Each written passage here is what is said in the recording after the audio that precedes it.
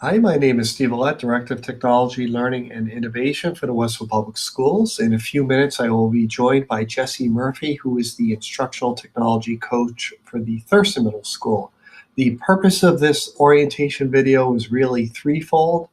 One, we are hoping to just provide you with some background information about some of the reasons and benefits for why we are going one-to-one or why we have this program.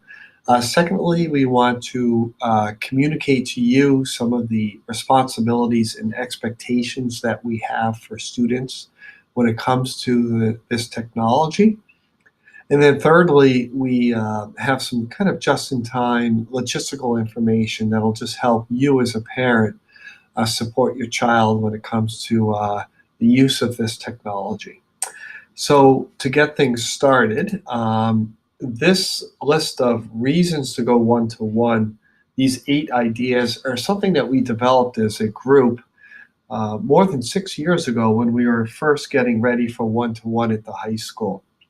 I think many of these points on this screen are uh, self-explanatory, but I want to kind of focus in on these two, the shift from teacher-centered to student-centered instruction, as well as authentic learning experiences. And I'd like to give you 2 specific examples that kind of help you see the kind of understand these points a little bit better. So the first one is a math problem, and imagine that this is the computer screen where the student is able to manipulate these objects. And I actually have a little video here so you can see what it looks like. So the student is able to kind of grab these objects and move them around, and you'll see each of the objects has a name that is the appropriate name for the object. And when you manipulate the object, the shape retains the properties associated with the name that's given to it. And the goal of this activity is basically for students to reverse engineer the object and take it from its name, try to come up with a precise mathematical definition based on their observations. So you can see, if you manipulate the rectangle, you can change the size, you can rotate it, but it'll always be a rectangle. This is a very highly inductive approach where students are really gathering a lot of information to help try to gain better understanding of what's happening here. First of all, I think that this activity is something that would be very difficult to replicate without the use of technology. So I think the technology very much enhances the lesson here. But more importantly, it creates a very highly student-centered learning environment where I think 2 things happen. The student is responsible for really constructing knowledge for him or herself. And as a result of that, the student really creates a much deeper level of understanding of the material, much beyond the superficial, because they are really the ones that have drawn conclusions and figured something out for themselves. I think this leads to much better retention rates. It also helps students kind of transition to the next piece of material based on their knowledge of what they've learned in this activity. So I think that this is a very good example of student-centered instruction and some of the benefits associated with this kind of learning experience. I want to share with you an authentic learning experience.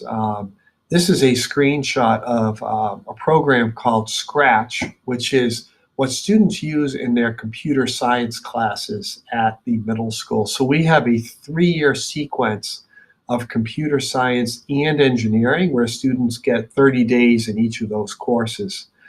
So as I mentioned a minute ago, this is Scratch. It's kind of a visual programming language.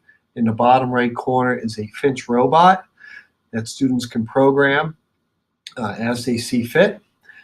This works entirely on the Chromebooks. It's very much an authentic learning experience, and it also provides for a tremendous amount of flexibility in terms of the student really being able to pursue a number of different goals around what they want to program. So it it's very authentic, but it's also very individualized based on the students' abilities and interests. So we're very excited about our computer science program. We also have expanded computer science and coding to other levels. We have a third grade coding special that we created last year. And over time, we're trying to provide students with much more background information as they progress through their experience here in Westwood when it comes to computer science and engineering and coding and so on. So this is just what I think is a very good example of an authentic learning experience. In very general terms, this idea of shifting from teacher-centered to student-centered, I would liken to a transition from what I would call traditional instruction, which is certainly something that I was familiar with as I went to school. And that's where the teacher finds information, puts it together, and delivers it to students. So in this model, the teacher really is the person that really has the knowledge and is communicating that to the students.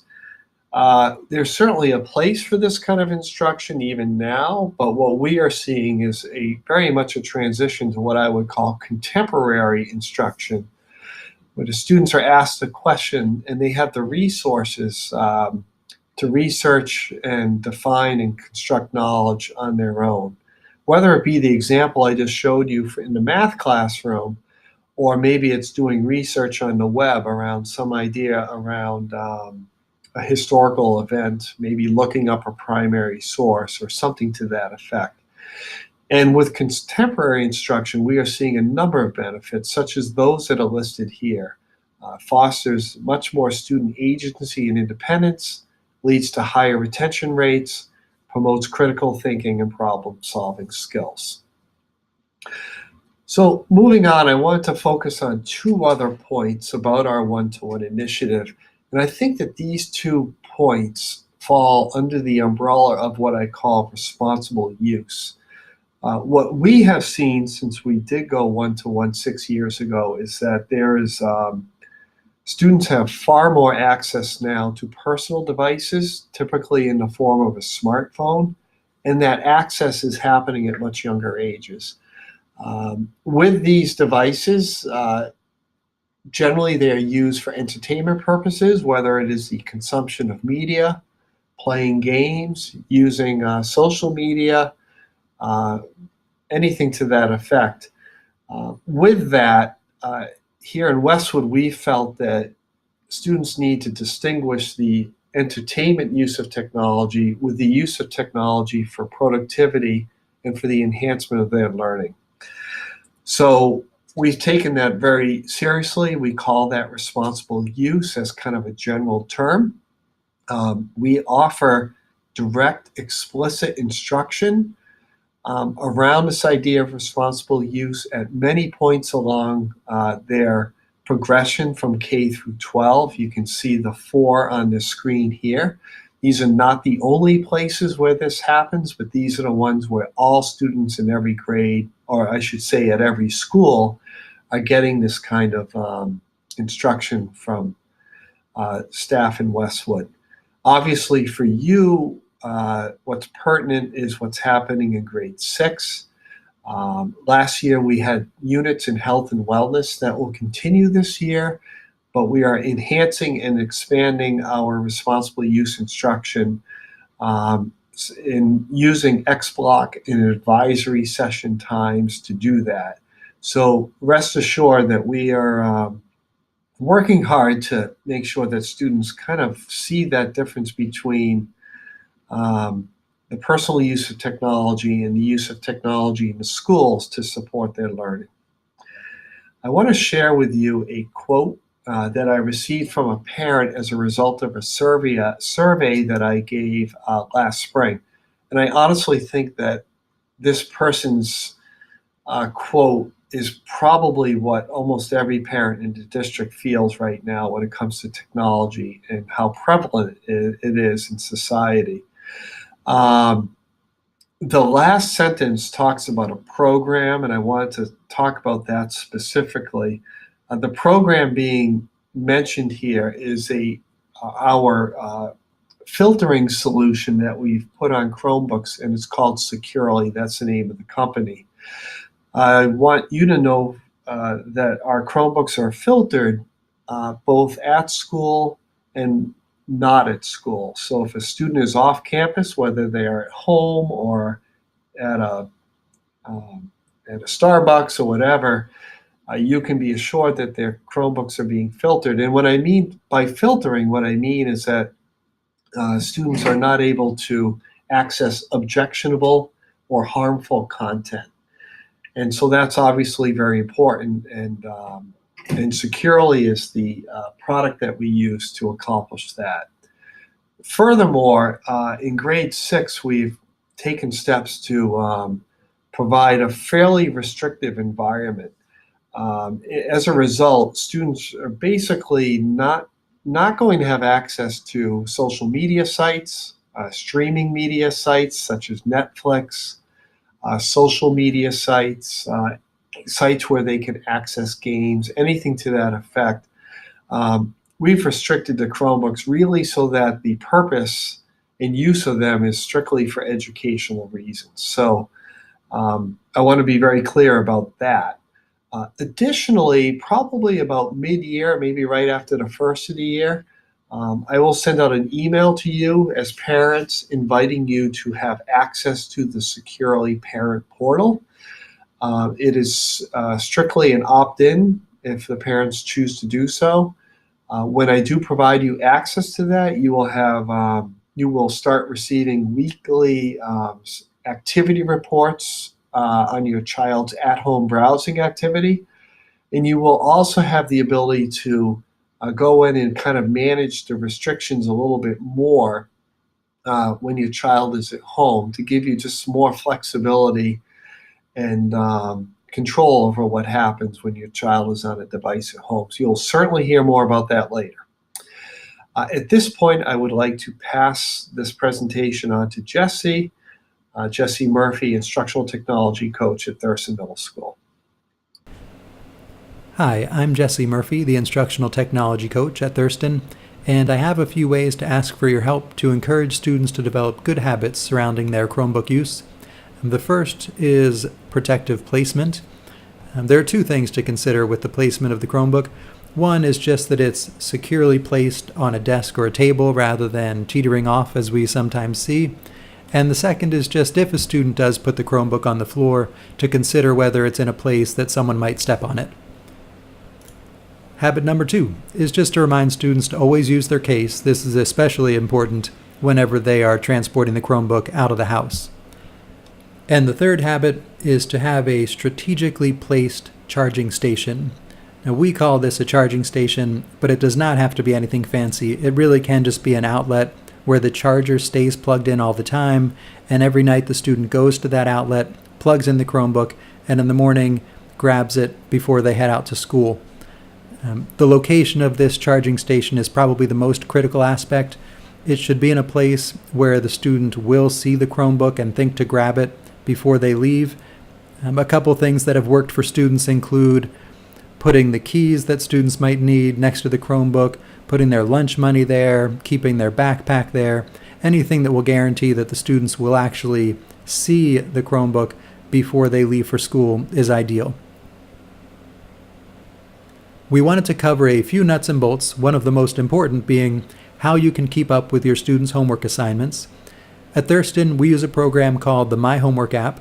You can access My Homework on your phone, or you can do it on a computer. All you need is your student's username and password. It's the same that the students use for Gmail. What the My Homework app does is it allows every one of your students' teachers to plug in whatever the homework assignment will be for that night. So if you log into your student's account, you'll be able to see all of their homework assignments. Students check off those assignments as they finish them, and students can even add their own reminders if there are things they need to do in addition to the regular homework. Google Classroom is something that most teachers use. If a teacher assigns homework in Google Classroom, it will also appear in the My Homework app, But if you'd like to see some additional descriptions or details about homework assignments, or in some cases what the teachers are doing during class time and what your students are doing during class time, there will be sometimes additional information in Google Classroom. Every student will need to submit a completed loan agreement in order to get their Chromebook. You can see there are several places for students to initial, and there are also a couple of signatures required. Students can submit their loan agreements to the main office or to their homeroom teachers. And if you need a loan agreement, you can go to the TMS Parents website.